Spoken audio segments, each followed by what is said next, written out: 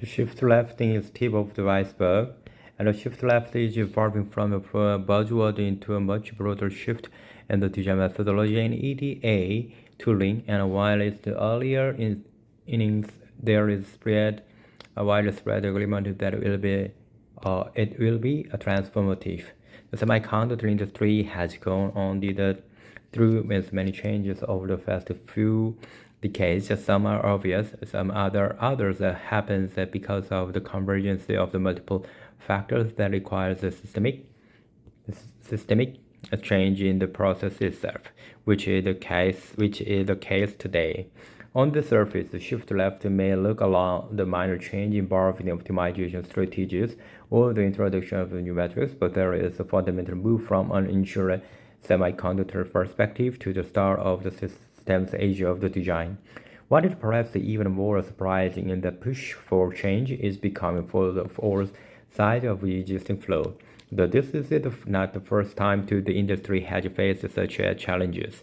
Shame on us if the institutional focus of work has caused us to forget those lessons, said Rob North, the group director for strategy and the new venture at Cadence. We have experienced this multiple times. We've been faced with a scope that is broader than tools that we have, based on physics and phenomena, or that aren't perfectly captured by the tool you have.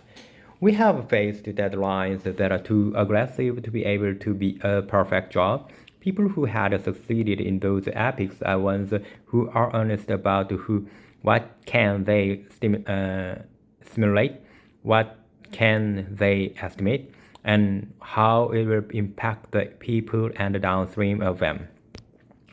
The change encompasses many areas, some of which are itemized below. Change in the optimization focus. Optimization strategies have shifted from the simple power, performance, and area (PPA) metric to a system-level metric, such as performance per watt. If you go into the 1990s and 2000s, the roadmap was very clear. Say Chris Off, the director of the Advanced Technology Programs at Intel Foundry. Just make the things smaller, is making things faster, making things cheaper. We are seeing that spread into a wide variety of different avenues. So the PPA optimized is just one thing you do. But there's a lot of other things, including number or frequency per watt, that you may optimize it for. I don't think the story is fully written on how to do that. The 3D ICs, chiplets, are more than the justification prices of the IP. They are changing many aspects of the development flow. 3D IC is changing the market and industry, said Lee Hee-soo is the assignment lead for high-speed design in the Keysight. PPA is now involved in multiple disciplines, and you are not vertically structured any longer. You are incorporating a lot of different blocks of system design. And how do you optimize that from a system perspective? What are the languages you are going to use to talk to those different die or different functional blocks? It places interesting market demands for the deeply or heterogeneous integration for the system level. We need to optimize the system performance by utilizing the different die and optimizing the entire packaging performance. So how those dies are arranged, assembled, validated, and tested remains a significant challenge. However, and some of that work can be done ahead of time through the pre-assembled, pre-integrated chiplet. The workload and the software is where the differentiator is happening, said Christopher Rump, a senior director of the automotive at ARM. So we will still sell IP product, but we are now assembling them into large subsystems. So increased interdependence or matrix becomes connected to each other as we get closer to the limits imposed by physics. The goal in a design closure is optimized across multiple variables based on the certain conditions or input provided by the user, said Manoj Chakko, Senior Director Product of the Synopsys. In addition to the PPA, there is R for reliability or robustness. This started when we had to consider IR voltage drop, which was impacting performance. The techniques to mitigate that were developed. So via the availability of the devices and the device behavior changing based on the neighbors and each context, and it's impacting the performance of a design and impact power. So the domain-specific design. Gone are the days of the general purpose design. In many industries, the bespoke silicon is the only way to achieve the necessary design characteristics. You've gone from the general compute to more workload-specific applications, the Intel's author, that everybody has a different way that they need to push the technology. PPA is a component, but there's a lot of things that PPA does cover. This is especially evident in automotive design. If you think about a car, it's a little system modeling changes. Said Jean-Marie Bruno, as the Vice President and General Manager for Hardware Assisted Verification at Siemens EDA. They have a different sampling rates. So the different clocks and different accuracy of the models. How do those things talk to each other?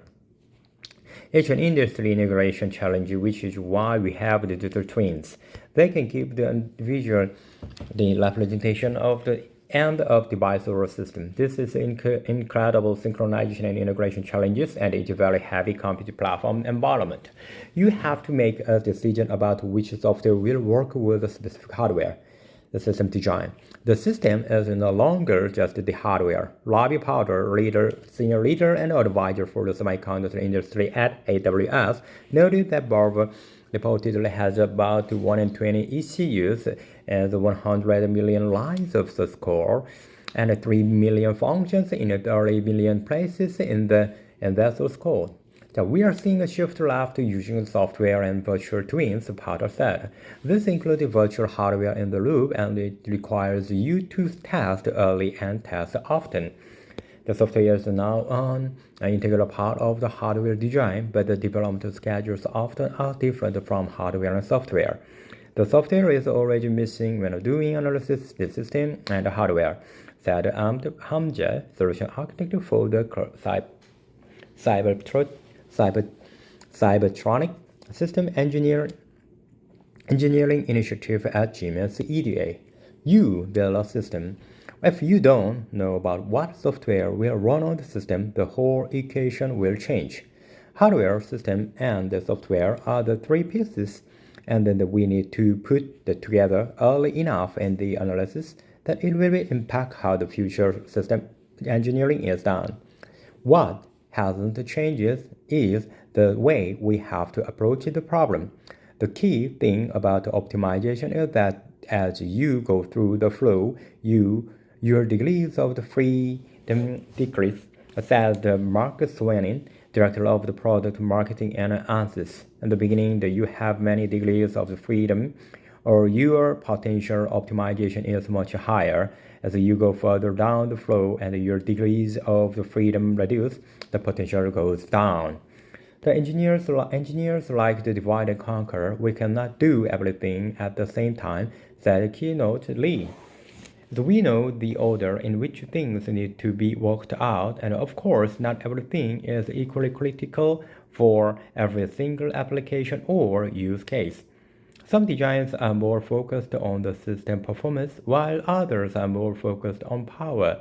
As every engineer or system architect has their own charter to go in and optimize. We are entering a new era where it's not completely stabilized or mature. The holistic optimization, what is achievable at a given step, and the development flow is limited by predictive uncertainty. When you make a change in your design, let's say power, there is the signal, but there is also noise, which means there is uncertainty, said Hans Swinen. The actual power could be higher or lower, It's because you don't have the wires, you don't perform the exact synthesis. There is a noise level in your information, and given the amount of uncertainty you have at a given stage, you can only optimize down to the noise level.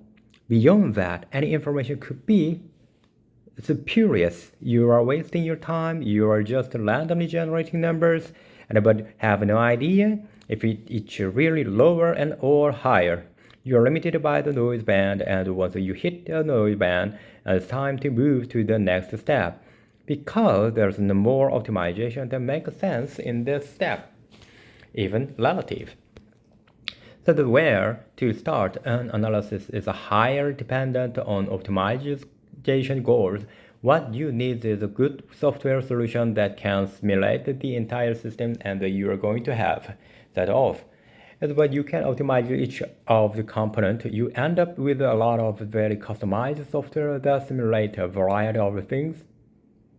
And it simulate number, it simulate frequency of, or something like that. There is a big opportunity for software that can give you a better answer to the designer as to the best way to optimize the technology.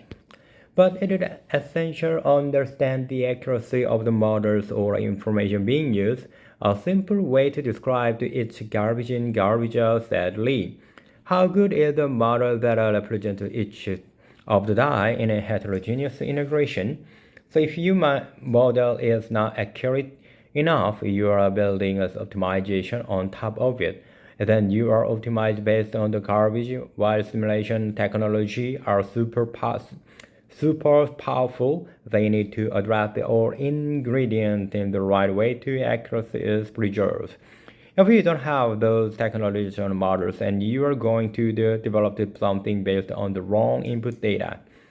In the past, the industry has developed abstraction that preserve the necessary accuracy while reducing computation time at the front end. You have metrics, as said Swinen. You use proxies. For example, power density is a good proxy for thermal.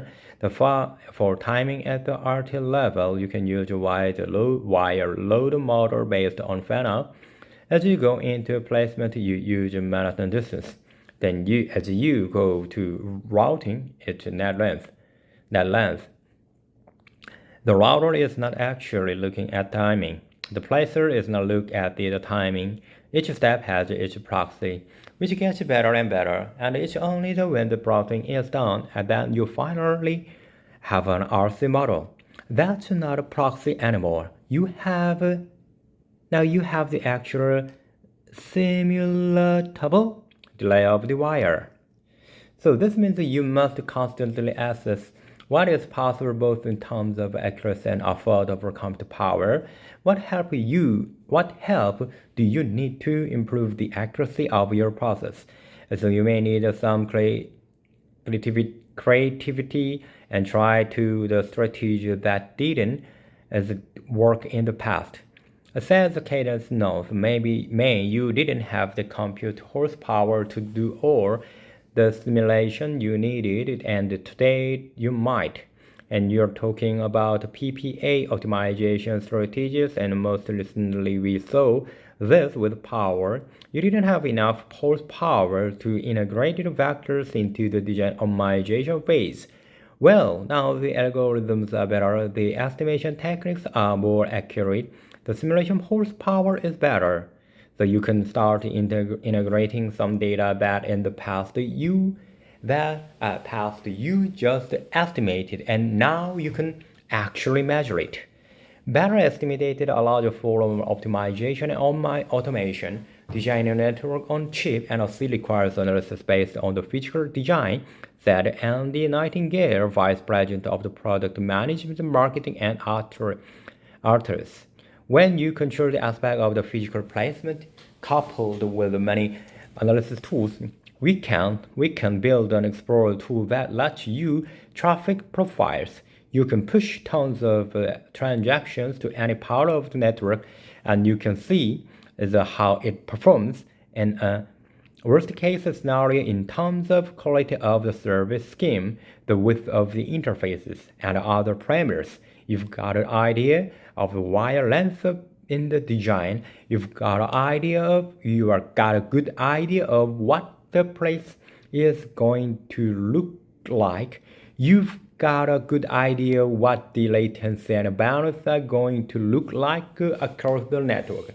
All those things combine to give a really good starting point to the next stage in the process. So the system level is where you have greatest degrees of freedom. The majority of the power and performance optimization, something like 70% and 80%, is decided during the earliest part of the design phase with architectural decisions. Said Ninand Huilgul, a founder and CEO of Energy System. Architects typically have some ways of performing what-if simulation to decide the optimum architecture. Increasingly, this area is being helped by the advanced power modeling that can perform virtual simulation to estimate power and performance. Without the necessary estimated tools, there are limits to what can be achieved. The things about predictive uncertainty is there are two ways to go about it, said Sweeney. You guard band or you invest more in measuring it. Guard banding is the easy way to you must make a very big margin. But they're increasing the noise band and limit your ability to optimize. In some cases, this is not immediately obvious. Guard banding limits the amount of early optimization you can do and forces you to optimize further down the pike. The chiplets are the one area where this may happening. If you talked about backside power or stacking chips, and it's not sufficient just to thinking about the one chip's thermal that says off. You also have to consider its impact on the chips next to it. You have to know how the system is going to exercise it. Previously, we focused on optimizing one die or one chiplet. When it is a bigger package with multiple chiplets, and the optimization one die is a little bit less important than the optimization for the overall package that you are going to end up with. This can create difficulties if the development is not completely top-down. Optimization system and module metric is a complementary and evolutionary process, said Kinjal Dev, Senior Director of the Product Management in the ARM's client line of business, while we are increasingly seeing more time and resources being spent on the system level. Module metrics are crucial during the development phases when a complete system has not yet been established. In the earlier stage of the development. You often can't construct a full system because not all functionality are finalized. Hence, you continue analyzing those module metrics and gradually incorporate more system-level metrics later in the development process. The industry has work to do before some of this become possible. Hardware teams and EDA tools spend a lot of time performing analysis.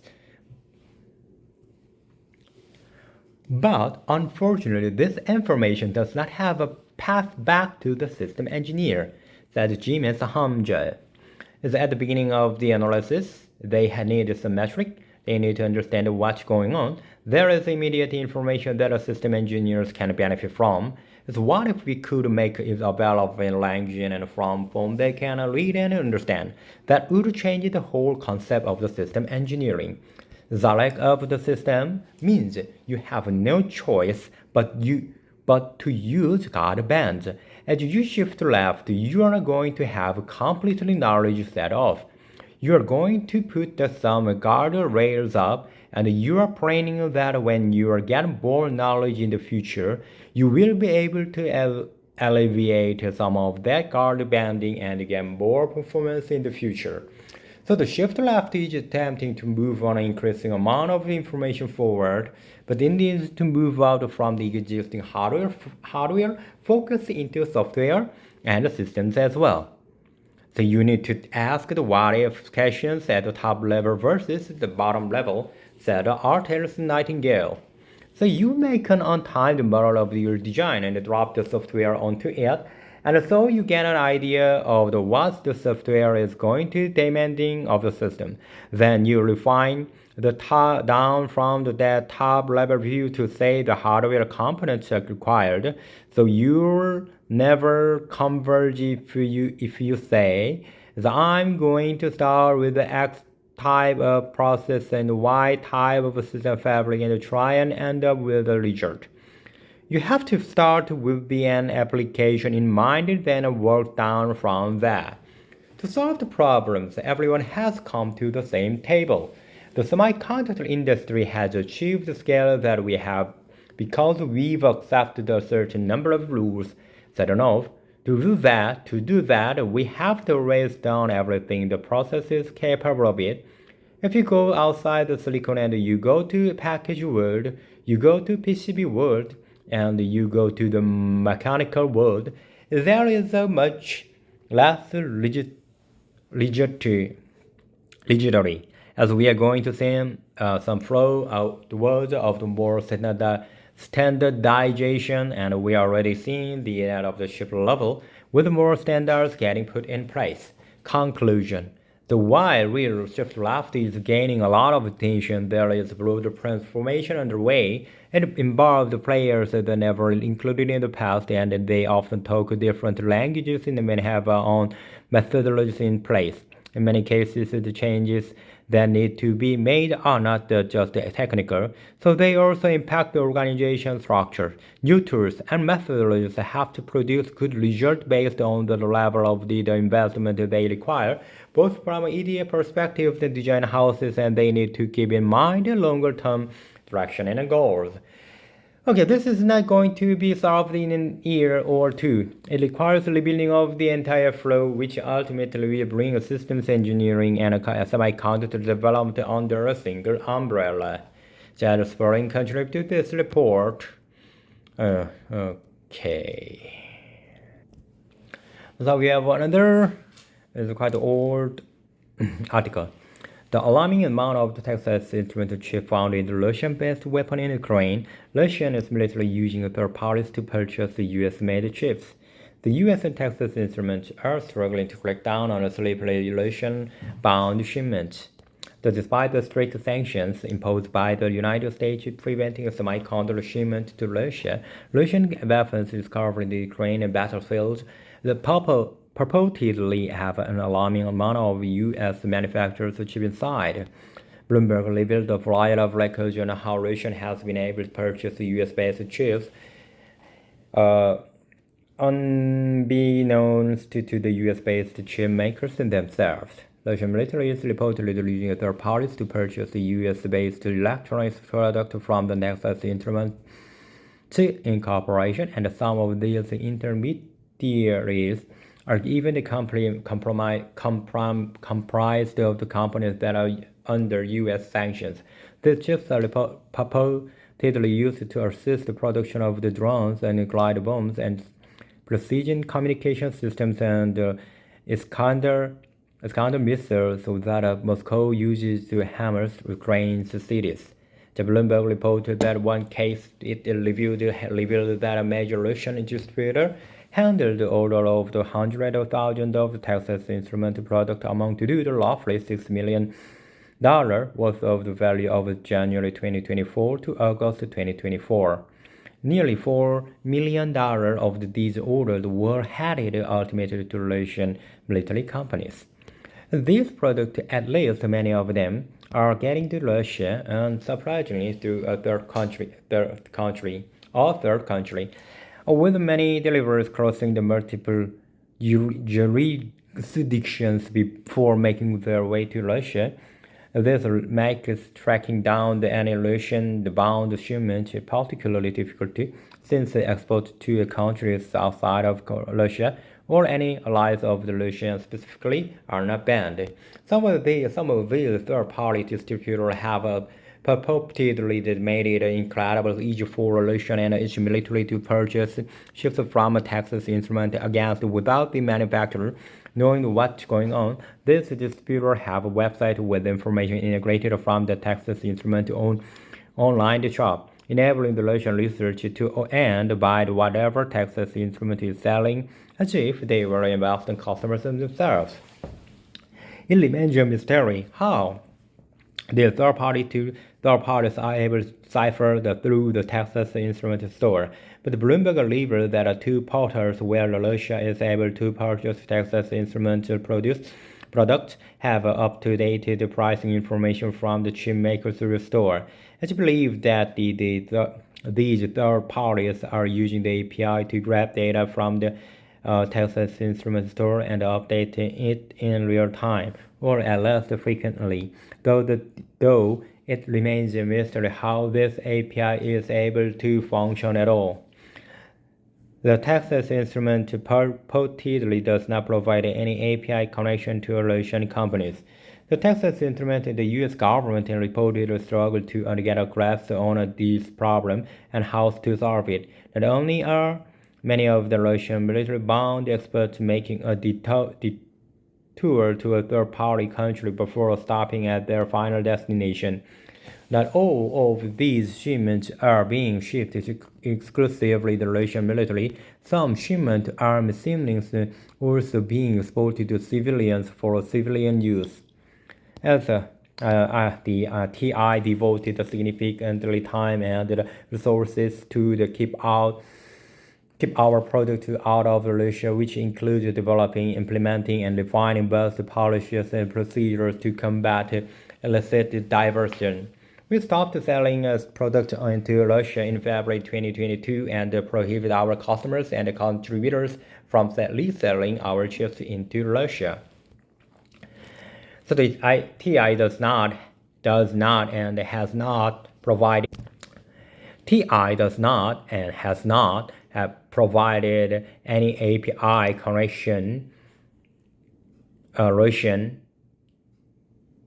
does not and has not provided as company or a website or Russian website that Bloomberg identified do not have any conflict access to TI API.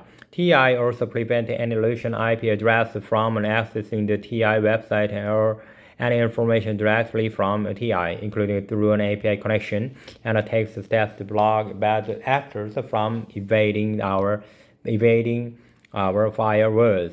TI's Global Trade Compliance Program was developed in accordance with guidance from the Department of the Commerce and incorporates a third-party risk management database as part of its multi-layered screening process to monitor the sale and shipment of each chip. TI screens customers and orders at least 3 times during the ordering process. We screen an average of 4 million orders per year and cancel thousands of every year that pose incredible concern. If we find evidence indicating the product diversion or improper access to TI information, we investigate taking the action. Okay, today, thank you for your time. See you next time.